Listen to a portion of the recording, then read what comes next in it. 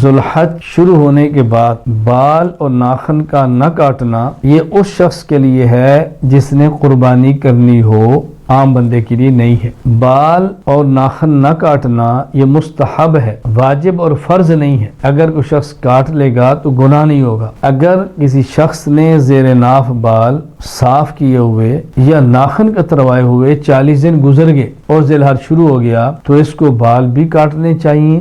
بال سے مراد زیر ناف بال یہ بھی کاٹنے چاہیے، بغل کے بال اکھاڑنے چاہیے، اسی طرح اس کو ناخن بھی کاٹنے چاہیے۔ لیکن اگر کوئی ایسا شخص ہے جس کے 40 دن نہیں گزرے، کم وقت ہے، تو یہ مسئلہ اس کے لیے ہے۔ اس کو یہ بات اچھی طرح ذہن نشین فرما لیں۔ 40 دن گزر گئے، زیر ناف بال صاف نہیں کیے، 40 دن گزر گئے اور بغل کے بال نہیں اکھاڑے، 40 دن گزر گئے اور اس نے ناخن نہیں کاٹے، ذی الحج شروع ہو گیا۔ اب اگر یہ بال زیر ناف بغل والے صاف نہیں کرتا یا ناخن نہیں کاٹتا تو گناہ ہوگا۔ اب اس کو کاٹ دینے چاہیے، صاف کرنے چاہیے۔ اس مسئلے کو اچھی طرح سمجھ لیں۔